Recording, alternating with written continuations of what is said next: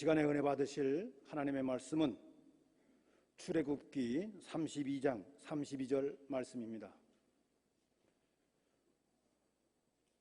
순서지와 LED를 보시면서 다 같이 합독하시겠습니다. 시작. 그러나 이제 그들의 죄를 사하시옵소서. 그렇지 아니하오시면 원컨대 주께서 거룩하신 책에서 내 이름을 지워 버려 주옵소서. 아멘. 이 시간 말씀드리는 시간입니다. 일동교회를 담임하시는 장학진 목사님, 지도자의 가장 큰 덕목은 무엇일까라는 제목으로 말씀 나누실 때에 큰 은혜 받으시기 바랍니다. 나오실 때 두 손 들어 할렐루야로 인사하시겠습니다.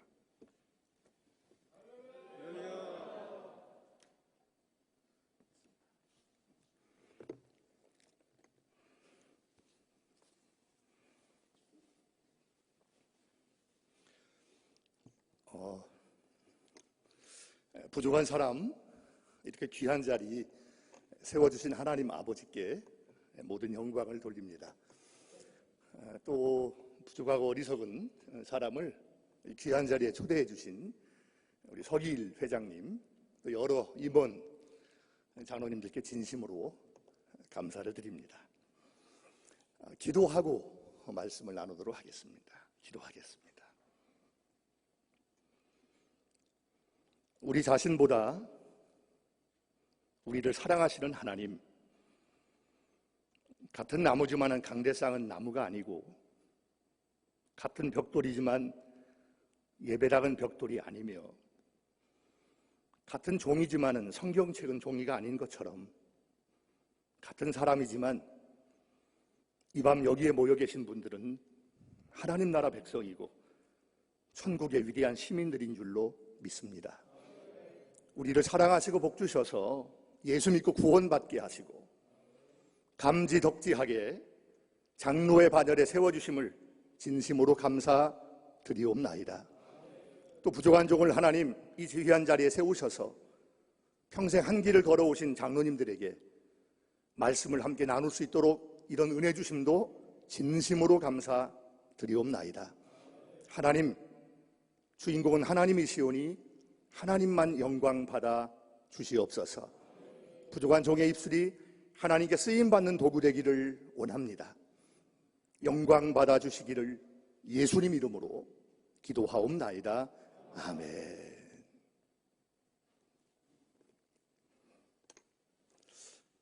할렐루야. 저는 원래 부흥회를 그래도 꽤 여러 군데 하나님 은혜로 다녔습니다. 인천에서도요, 인천 남지방 지방 집회를 시작으로 여러 군데를 다녔던 것 같습니다. 남동 서지방이라고 있죠. 네, 거기도 갔었던 것 같고요. 또 강화도에도 여러 지방 갔어요. 하여튼 뭐 여러 군데를 이렇게 다녔습니다. 그런데 어딜 가더라도 이렇게 좀 저는 행복해야 된다, 기뻐해야 된다, 이런 생각을 늘 하고 있습니다. 집회는 세 가지 미, 삼미가 있으면 좋겠다, 그런 생각하는데요. 재미, 흥미, 의미, 그 삼미를 저는 그렇게 얘기를 합니다. 일단 재미없으면 안 되고요. 지루하고 끝날 때 기다리면 안 되는 거죠. 두 번째로 흥미로 와야 된다. 뻔한 얘기하고 그러면 안 되고, 세 번째 웃다 끝나면 안 되고 의미로 와야 된다. 의미가 있어야 된다. 그 삼미가 있는 집회를 늘 지향하고 또 그런 모임을 늘 갖기를 항상 원하고 그랬습니다. 오늘 시간이 제가 주어진 시간이 많지 않지만 이왕 여러분 이렇게 왔고요. 또 여러분 진지 드시고 지금이 굉장히 졸린 시간이고 이제 그럴 텐데 짧지만은 아주 임팩트 있게 즐거운 시간을 잠깐만 갖고 말씀을 나누도록 하겠습니다. 괜찮지요? 네, 반응이 없어도 하려고 했습니다. 이게 지금 제가 갖고 다니는 지금 몇 년째 사용하고 있는 지갑입니다. 일반 지갑인데요, 뭐 전혀 문제없는 일반 지갑입니다. 근데 여기다가 여러분 한번 제가 하나 둘 셋 하면 얍 하고 소리 한번 질러 보실래요? 귀를 모아 주십시오. 자, 한번 해볼까요? 하나 둘 셋. 이렇게 약하면 아무것도 안 나옵니다. 한 번만 다시요. 자, 다시 하나 둘 셋. 좋습니다. 네. 요러면 이제 이게 이렇게 뭐 요런 거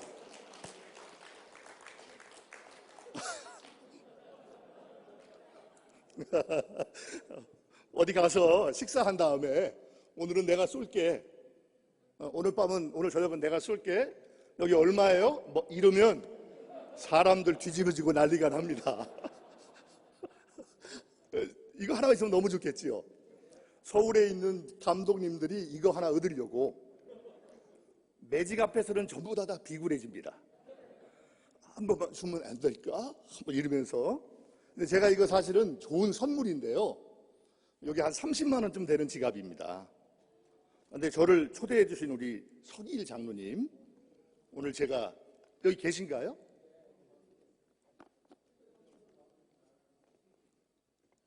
안 계신가요? 네, 저는 제 원칙은 자리에 없으면 뺀다. 이걸 제가 평생의 원칙으로 삼았기 때문에. 그러면 준비위원장님. 네, 준비위원장님. 네, 요 선물. 이거 제가 끝나고 나오시면 1분이면 배웁니다, 이건요. 정말 아마 평생에 좋은 선물이 될 겁니다. 손자들한테 인기 끝내주는 할아버지가 될 수 있습니다. 자신합니다. 자.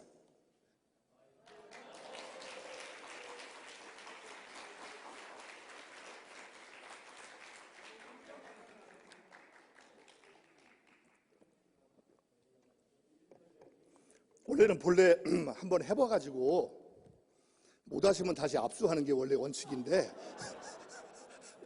그러시면 안 될 것 같아가지고. 네. 재밌으시면 하나 더 할까요? 반응이 이제 훨씬 좋아졌습니다. 요게 제가 들고 다니는 이제 공책입니다. 매직인데요. 매직북인데. 아무것도 없는 일반 공책 맞죠? 자, 여기다가 아까처럼 여러분이 하나, 둘, 셋 하면 또 얍! 한번 해보시는 거예요. 자, 다시 한번 해봅니다. 하나, 둘, 셋. 지금 다 선물에만 눈이 멀어가지고 이 앞소리가 안 나오는데, 그러면 아무 일도 안 일어납니다. 이게 아무것도 안 나오죠? 한 번만 다시 합니다. 집중해가지고요. 자, 하나, 둘, 셋. 예. 이러면 보이시나요? 예, 이렇게. 여기다가 제가 이제 이렇게 하면 색깔이 나오고, 이제 또 털면 아무것도 안 나옵니다. 이제 이렇게. 네, 요런 걸 하면 외국에 교양 있는 사람들은 박수 막 치고 소리 지르고 아멘 하고 주머니에 있는 헌금하고. 요건 아주 간단한 매직인데요. 매직은 그 눈 속이는 게 아니고 서프라이즈입니다. 여러분, 부인한테 결혼기념일이나 생일 선물할 때 꽃 들고 들어가는 놈 없잖아요. 숨겼다가 갑자기 딱 피면서 짠 하는 거잖아요. 그거 짠 하는 겁니다. 속이는 게 아니고요. 그걸 속인다고 하면 안 되잖아요. 이게 마찬가지입니다. 여러분, 이게 열어보면 똑같이 잘려진 게 아니고요. 약간 삐뚤삐뚤 잘려져 있습니다. 그래서 밑에를 잡으면 3장씩 넘어가는데요. 밑에를 잡으면 3장씩 넘어가는데 브랭크가 넘어가고요.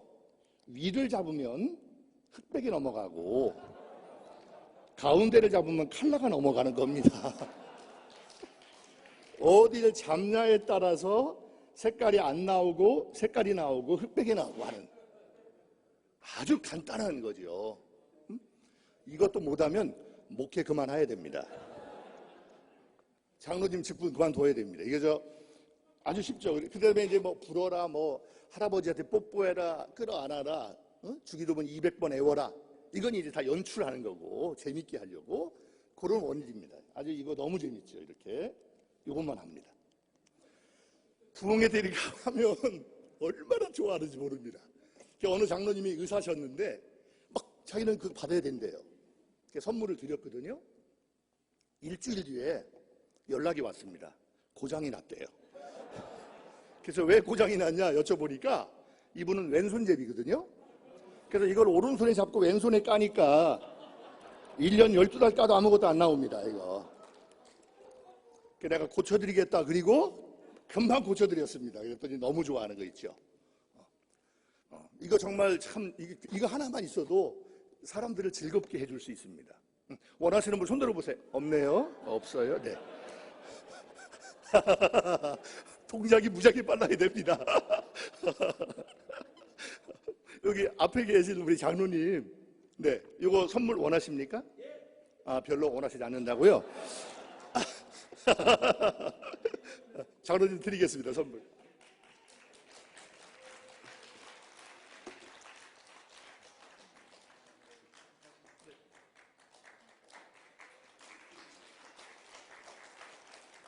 원래 한번 해보셔야 되는 건데.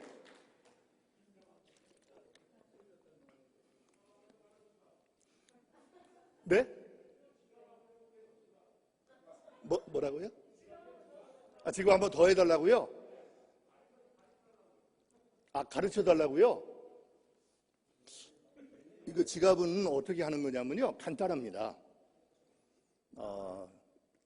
기도를 3년 이상 하고 영감을 받으면 이제 이런 게 나타납니다. 시간이 있으면 여러분들하고 정말 행복한 부흥회가 사실은 막 기다려지는 부흥회가 되면 좋겠어요. 사람들이 막 기다려지고 왜 빨리 시작을 빨리 뭐 이런 부흥회 말이죠. 뭐 이런 거 하나만 더 할까요? 이게 뭐죠? 천이죠, 그냥. 그죠? 손수건 같은 천인데 여기다가 얍 하면 이렇게 하나 둘 셋 이렇게. 그러면 요게요, 이게 지금 여러분 이제 쇠 몽둥이가 됩니다. 쇠입니다. 그래서 필리핀이나 캄보디아 같이 치안 부재 국가 갈 때는 요렇게 해가지고 다니면 누가 접근을 안 합니다. 이거 배우는 데는 5분 걸립니다. 원하시는 분 손 없죠? 네.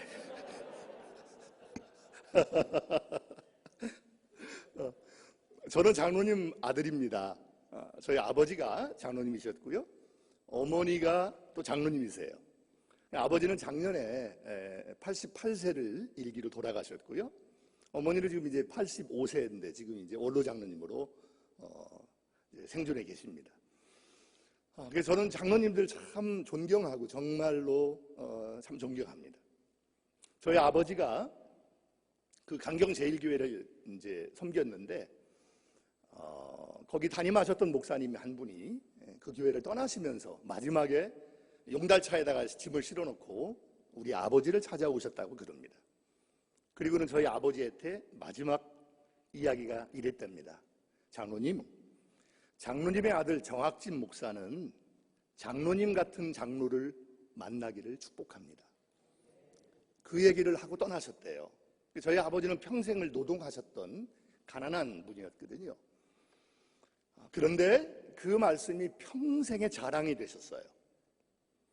그 얘기를 저한테 여러 번 살아생전에 수십 번도 더 하신 것 같아요. 저는 제가 그런 아버지가 심겨놓은 그 나무에서 그래서 제가 열매를 따먹고 있는지 모르겠습니다. 저희가 섬기는 교회는 크지 않은 교회입니다. 그래서 한 300명쯤 되는 그런 교회인데 장로님이 9분 계신데 참 제가 정말 좋은 장로님들을 만났습니다. 그래서 이날 이때까지 16년 동안 그 교회에서 일동교회를 이렇게 섬기고 있습니다. 자, 오늘 여러분 이제 말씀을 좀 직접 들어가도록 하겠습니다. 제가 아까 서기일 장로님을 못 만나서 작년에 아마 준비위원장 하셨던 우리 김 장로님, 김승철 장로님이죠. 장로님하고 커피를 나누면서 여러분들을 위해서 아주 좋은 선물 하나를 갖고 왔습니다. 제가 지금 보여드렸던 이 지갑보다 훨씬 더 좋은 선물인데요. 장로님 아마 집행부하고 하셔가지고 영상을 하나 보시고 이렇게 나눠 가지시면 아주 좋은 선물입니다. 협심증에 관한 거거든요. 협심증으로 죽는 사람이 우리나라 1년에 3만 명, 그리고 10년이면 30만 명의 사람이 그렇게 죽는데 그분들을 그 협심증을 예방할 수 있는 아주 굉장히 좋은 그런 말하자면 물품입니다. 그걸 120개를 가지고 왔는데요. 우리 장로님이 아마 이제 이렇게 집행부하고 이렇게 협의하셔서 나눠드리면 오늘 사실은 그런 거 이렇게 보여드리고 하면 여러분 너무 좋아하실 텐데 조금 아쉽긴 합니다. 자, 이제 그만하겠습니다. 여러분, 오늘 말씀의 제목이 지도자가 가져야 될 덕목이 뭔가, 이런 말씀을 전하는데, 부제는 뭐냐면 모세는 왜 십계명 돌파를 깨뜨렸을까 하는 얘기입니다. 혹시 여러분 십계라고 하는 영화를 보신 분들이 계시죠? 저도 그 영화를 봤고요. 그 포스터가 있는데 아마 여러분 기억하실 겁니다. 모세가 돌판을 들어서 이렇게 산 밑으로 던져서 깨뜨리려고 하는 그런 장면을 그린 것입니다. 거기 보면 막 흩날리는 그런 머릿결, 그리고 막 이 부릅뜬 눈, 앙담은 입술, 그리고 근육질의 팔뚝, 뭐 이런 것들이 막 거기 나오는데, 저는 그걸 보면서 모세는 왜 십계명 돌판을 깨뜨렸을까 하는 의문이 들기 시작했습니다. 제가 그런 의문을 가지고 글을 좀 썼는데요. 그게 한 40편 정도를 써서 이제 책을 좀 묶어내려고 그럽니다. 자, 오늘은 그런데 왜 정말 모세는 십계명 돌판을 깨뜨렸을까? 먼저 대부분의 사람들은 우리가 익히 알고 있는 성경의 어느 구절을 이야기를 합니다. 그 구절이요, 32장, 출애굽기 32장 19절입니다. 제가 한번 여러분 말씀을 한번 읽어보겠습니다. 19절, 진에 가까이 이르러 그 송아지와 그 춤추는 것들을 보고 크게 노하여 손에서 그 판들을 산 아래로 던져 깨뜨리느니라. 모세가 진에 가까이 갔을 때 송아지와 사람들이 우상 숭배하는 걸 보고 크게 노해서 돌판을 깨뜨렸다. 이렇게 성경은 간단하게 취급하고 있습니다. 자, 그러면 정말 모세가 화가 나서, 몹시 화가 나서 돌판을 깨뜨렸다고 하는데, 정말 그렇다고 하면 모세는 누구에게 화를 냈을까요? 아마 세 가지죠. 첫째는 하나님, 둘째는 자기 자신, 셋째는 그 일을 하고 있는 사람들일 겁니다. 하나님은 아니겠지요. 자기 자신도 아닐 겁니다. 왜냐하면 말리지 못한 책임은 있지만은 사실은 책임이 없습니다. 하나님과 40일을 같이 있다 내려온 거거든요. 결국 그러면 그 우상 숭배를 하고 있는 아론, 자기 형과 아니면 그 백성들에게 화가 났을 겁니다. 자, 그러면 더 이상해집니다. 그런다고 하면 그 사람에게 쫓아가서 싸다기를 때리거나 쪼인타를 까거나 그래야 되는 거 아닙니까? 그랬는데 왜 에몬 들고 있던 돌판을 깨트리냐 그 말입니다.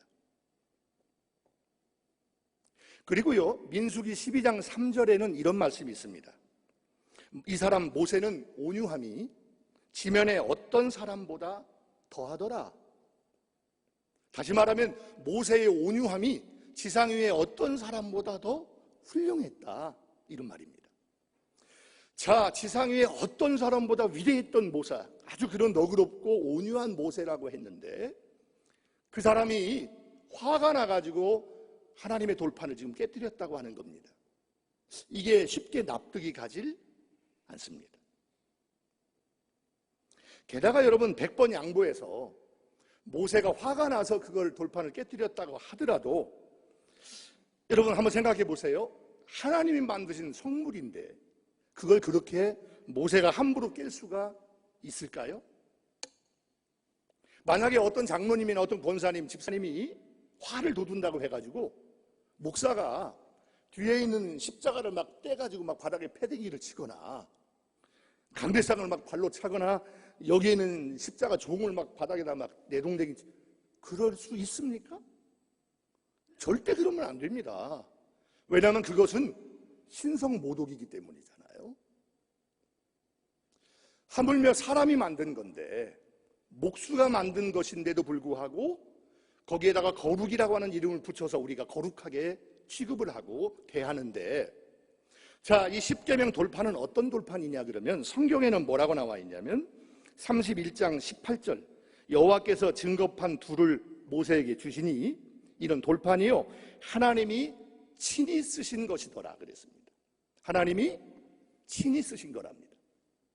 32장 16절에도 보니까요, 그 판은 하나님이 만드신 것이요 글자는 하나님이 쓰셔서 판에 새기신 것이었더라. 다시 말하면 하나님이 손수 만드시고 친히 쓰신 돌판입니다. 와, 이건 정말 세상에서 가장 값지고 소중한 겁니다. 그잖아요? 어쩌면 법궤보다도 더 소중할 수 있는 겁니다. 하나님이 친히 손수 만드시고 친히 쓰신 돌판입니다. 그런데 모세가 화가 난다고 그 돌판을 갖다가 바닥에 던져서 깨뜨린다? 이게 있을 수 있는 일일까요? 자, 그러면 정말 모세는 왜 돌판을 깨야만 했을까 하는 이야기를 이제 조금만 더 깊게 들어가 보겠습니다. 우리가 사건이 발생한 현장으로 한번 저희들이 옮겨가 보지요. 자, 이제 이스라엘 사람들을 모세가 10가지 재앙을 내리면서 이스라엘 백성들을 끌고 광야로 나옵니다. 그리고는 1년 정도를 막 광야에서 배회를 하고 하다가 시내산에 도착을 하게 됐습니다. 하나님께서 시내산 위에서 모세를 오라고 부르십니다. 그래서 모세가 시내산 위로 올라갑니다.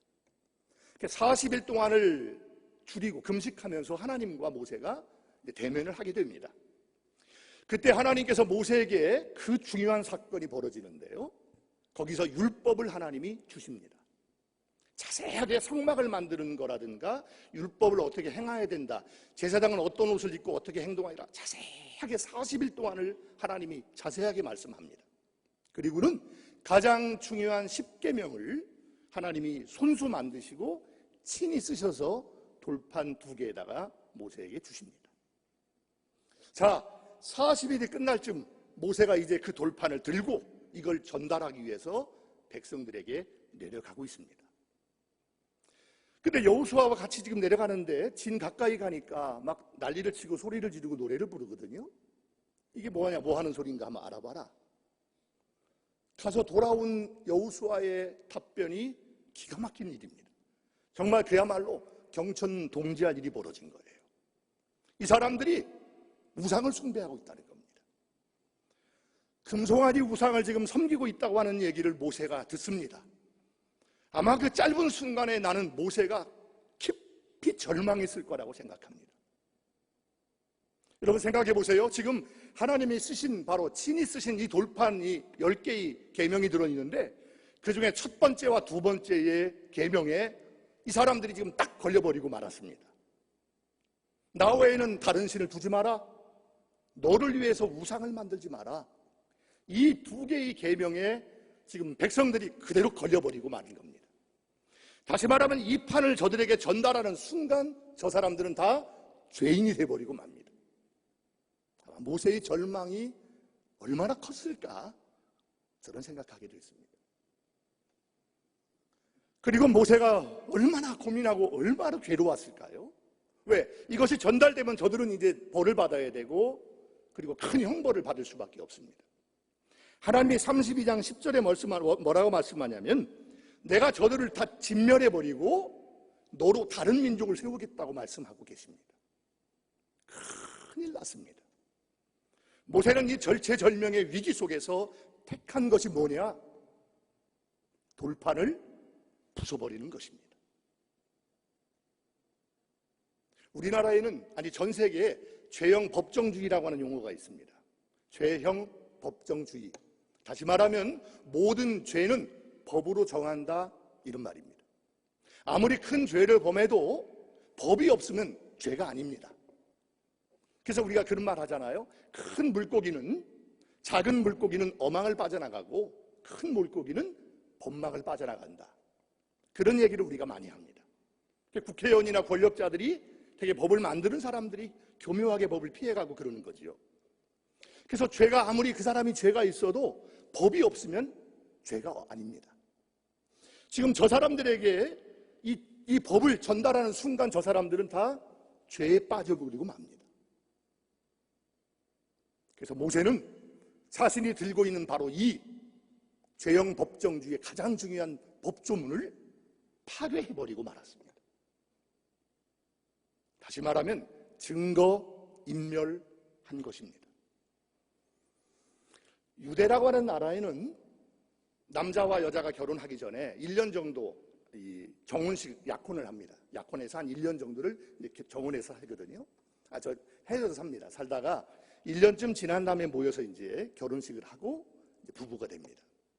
근데 1년 정도 약혼 기간 동안에 만약에 여자가 이 음란한 짓을 하거나 그래서 잡히면 돌에 맞아 죽게 돼 있습니다. 자, 그런데 어느 사랑했던 사람인데 안타깝게도 여자가 실수를 했습니다. 내일 법정에 서야 됩니다. 꼼짝없이 이제 돌에 맞아 죽어야 되는데 바로 그 전날 남자가 그를 찾아왔답니다. 그리고는 여인에게 말합니다. 그대가 실수했지만 나는 그대를 용서하고 아직도 그대를 사랑합니다. 그런데 당신이 내일 약혼자의 몸으로 법정에 서는 것과 처녀의 몸으로 서는 것과는 천지 차이의 차이가 있습니다. 그래서 나는 오늘 당신에게 자유를 허락하겠습니다. 우리 약혼은 무효입니다. 그리고 약혼 증서를 그 처녀가 보는 데서 찢어주었다고 하는 이야기입니다. 그리고 이 여인은 처녀의 몸으로 재판을 받았고 경미한 처벌을 받고 나왔습니다. 증거 인멸한 것입니다.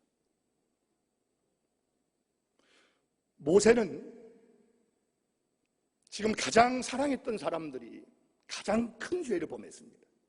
그래서 하나님이 그들을 진멸해 보시겠다고 하는 무서운 결단을 하고 계신데 모세는 거기에 자신이 들고 있는 바로 하나님이 손수 만들고 친히 쓰신 돌파를 부숴버리면서 이 문제를 해결하라고 지금 모세가 아주 안간힘을 쓰고 있는 모습이 나옵니다.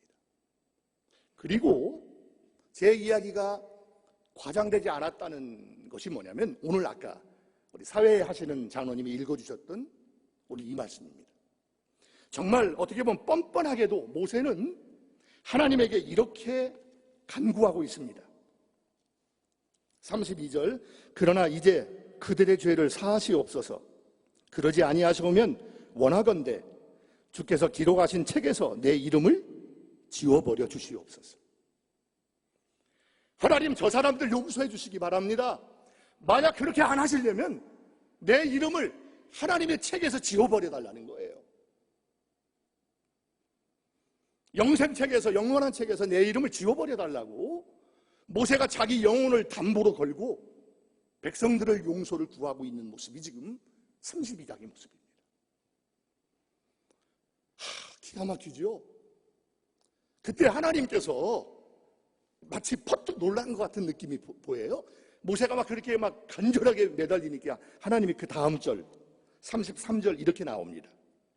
여호와께서 모세에게 이르시되 누구든지 내게 범죄하면 내가 내 책에서 그를 지워버리리라. 모세는 이 사람들 용서 안 하려면 자기 이름을 지워버려달라고 했는데 하나님은 알았다 이러면 알았어. 누구든지 죄범하면 내가 가만히 안 둘 거야. 그러시면서 하나님이 한 발 물러나십니다. 그리고 이스라엘 사람들을 진멸하기로 했던 하나님의 계획이 철회되는 것을 우리가 볼 수 있습니다. 저는 여기서 두 가지를 얘기를 짧게 하고 마치려고 합니다. 하나는 지도자의 영혼을 담보한 사랑입니다. 자기가 데리고 나오고 자기가 사랑했던 사람들, 그 사람들을 살리기 위해서 모세는 자기 영혼을 죽이면서까지 자기 영혼을 지금 담보로 잡고 하나님에게 용서를 구하는 무시무시한 하나님과의 지금 애들 말로 쇼부를 치고 있습니다. 저 사람들을 용서하지 않으려면 차라리 내 이름을 하나님 지워버려 달라고, 어쩌면 우리식으로 말하면 나를 지옥으로 던지시더라도 저 사람들 용서해 달라고 그렇게 모세가 지금 하나님께 아주 강하게 생떼를 쓰고 있는 모습을 우리가 봅니다. 나는 지도자가 적어도 이래야 되지 않나 하는 생각을 늘 하고 삽니다. 내가 사랑하는 대상들을 위해서 내가 모든 책임을 다 지겠습니다. 나를 죽이셔야 됩니다. 하나님 저 사람들을 절대 건들면 안 됩니다. 아직도 아무것도 모릅니다. 모세가 정말 그렇게 기도하고 싶지 않았을까요? 하나님 보세요. 하나님이 주신 10계명 돌파는 내가 다 부숴버렸습니다. 내 책임입니다. 저 사람들 죄 없는데 지금 저 사람들을 만약에 벌하시면 하나님은 하나님이 아니십니다. 이런 거 아니겠습니까? 저는 적어도 감독도 이래야 된다고 생각하고 감독회장도 이래야 된다고 생각을 하고, 아니 대통령도 이래야 된다고 생각을 합니다. 만약에 엉뚱한 소리 하면 안 돼요. 자기 밑에 있는 부하들은 다 감옥에 집어넣거나 아니면 책임을 다 지게 하고 당신 스스로가 만약에 책임지지 않는 사람이라면 이미 지도자의 자격은 없는 것이지요.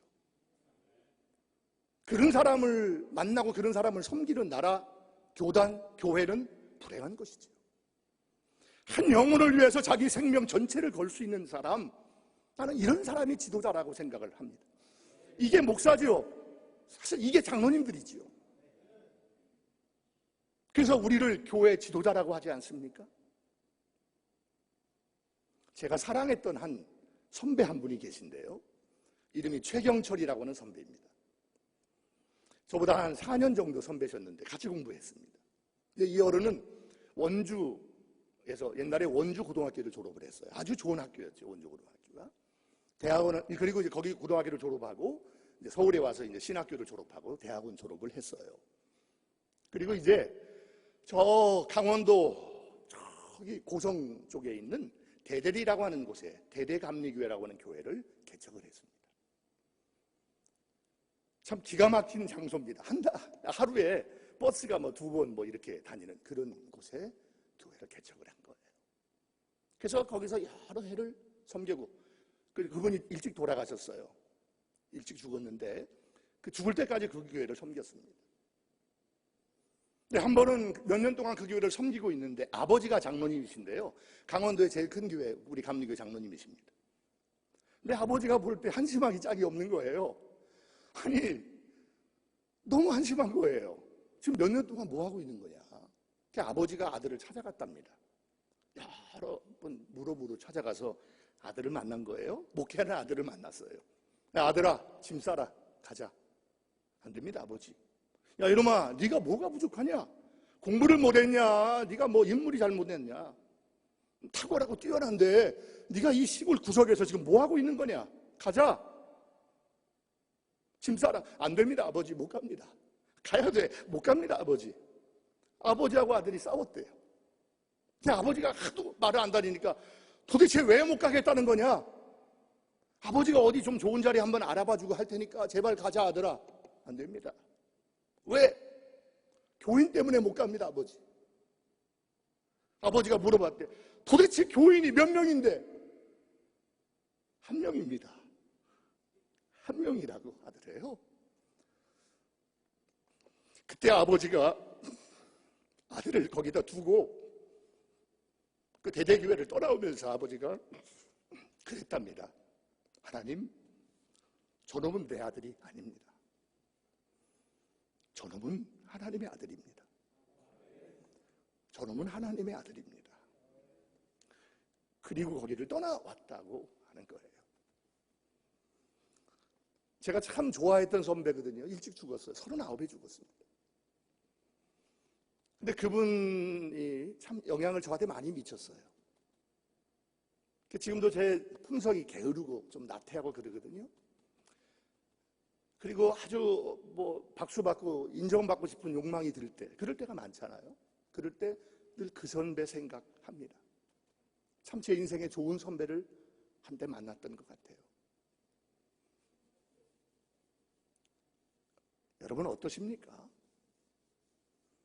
한 명의 영혼 위해서 자기 생 전체를 포기했던 어느 선배 이야기, 자기가 사랑하는 백성들을 위해서 자기 영혼까지 담보로 잡았던 어느 지도자의 이야기, 너무 그립지 않습니까? 저는 정말 이런 지도자를 만나면 내 생 전체를 드리고 싶어요. 사실은 근데 우리는 이미 만났잖아요. 예수 만나서 구원받고 평생을 주의 종으로 살겠다고 결심하고 저는 목사의 길로, 여러분은 장로의 길로 들어선 거 아닙니까? 한 영혼을 위한 담보, 자기 자신 전체를 담보로 잡는 이 사랑, 이 지도자, 이거 우리가 본받아야 될 줄로 믿습니다. 또 한 가지 마지막으로 하자면, 모세는 하나님의 마음을 잘 읽었던 지도자입니다. 사실은 여러분 생각해 보세요. 하나님은 지금, 하나님께서 화가 무척 나셨잖아요. 내가 이 백성을 진멸해 버리겠다 말씀하셨지만은, 사실은 하나님은 속마음은 진멸하고 싶은 마음이 전혀 없으셨어요.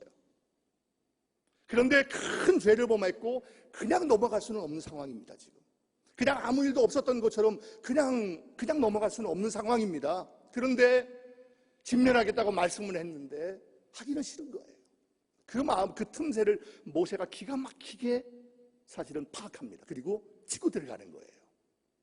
그러면서 하나님, 내 생명까지, 내 영혼까지 담보로 잡고 저 사람들 용서해달라고, 그렇게 모세가 막 강하게 생떼를 쓰니까 하나님께서 마치 하나님이 져주시는 것처럼 보이잖아요. 알았다. 우리 말로 하면 그거지. 알았다 이놈아. 알았어. 그만해. 알았어. 내가 이번엔 용서할게. 대신에 다시는 그러지 않으면 내가 다 죽여버려. 뭐 이런 지금 모습입니다. 그리고 그 상황이 벗어납니다. 우리가 알다시피 레위 족속 사람들이 칼을 차고 3,000명의 적극적 가담자를 다 죽임으로써 그 사건은 일단락이 됩니다. 기가 막히게 모세는 하나님의 마음을 읽어냈던 사람 아니겠습니까? 저는 서울의 수표교회라고 하는 교회에서 전도사 생활을 했는데, 그 어른 목사님도 일찍 돌아가셨습니다. 59에 돌아가셨는데요. 근데 저한테 윤 목사님이라는 어른이 그랬어요. 정전도사, 예, 정전도사는 내가 무슨 말을 하더라도 내 말의 진짜 의미를 파악을 했으면 좋겠어. 저는 그때 어렸거든요. 23살이었거든요. 예, 목사님, 무슨 말이지 이게? 나중에 그분이 자세하게 말씀했어요. 뭐냐면, 그분 윤주범 목사님의 이제 담임 목사님이 옛날 조경호 목사님이셨는데, 조 목사님이 그런답니다. 병원에 입원하실 때 창피하니까 윤 목사, 교인들한테 절대 말하지 마. 절대 교인들한테, 그리고 신방하거나 그러면 안 돼. 절대 안 돼. 예, 목사님. 그리고 주일날 이제 병원에 계시면 교인들한테, 여러분, 목사님 지금 입원해 계시다고, 예배 끝나고 우리 신방 가자고. 그 장로님들을 모시고 이제 신방을 간다는 거예요. 그 신방 가서 예배를 드리면 그 조 목사님이 막 불같이 화를 내신답니다. 사람들 앞에서. 내가 데려오지 말라 했는데 왜 교인들을 창피하게 막. 그리고 예배 끝나고 돌아갈 때쯤에서 윤 목사님 오락에서 손 붙잡고 그러신대요. 윤 목사, 고마워. 그러셨다는 거예요. 그러면서 하는 말이, 그런데 지금 같이 있는 부목사들은 이게 안 따라와가지고 말하는 그대로 한다는 거야.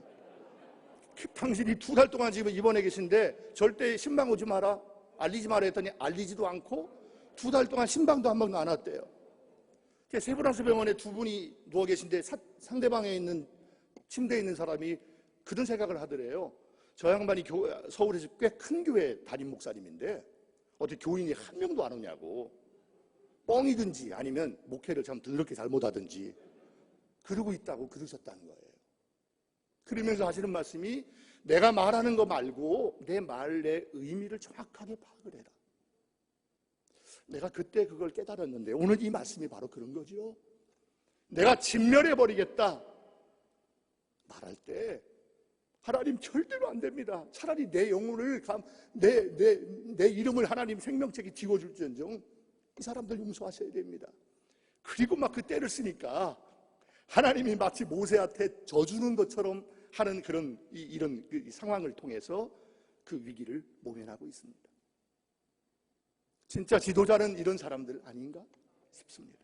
정말 한 영혼을 위해서 자기 생명을 담보로 걸 수 있는 사람, 그리고 하나님의 깊은 뜻과 마음을 읽어낼 수 있는 사람.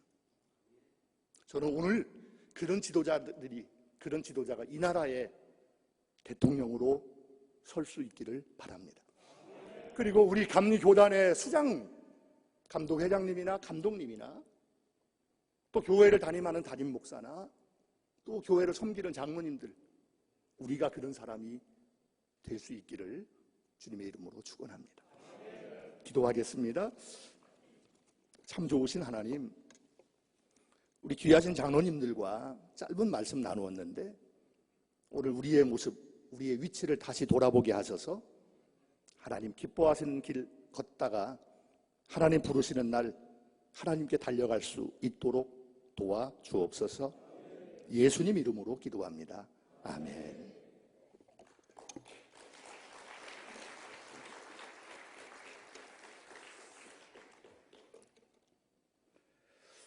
오늘 말씀 전해주신 우리 장학진 목사님,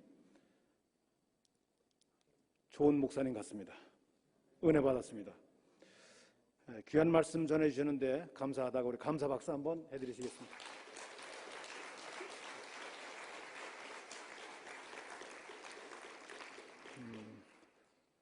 설교 중에 말씀하신 것처럼 심장병을 예방하는 그 목사님이 가져오신 게 요건데요. 총무님이 아마 준비하고 계신 것 같습니다. 나가시면서 하나씩 받으셔가지고 그 설명서를 잘 보시고 사용하시면 좋을 것 같습니다. 그리고 이것도 선물해 주셨다고 감사 박수를 한 번 더 드려야 될 것 같습니다. 감사합니다.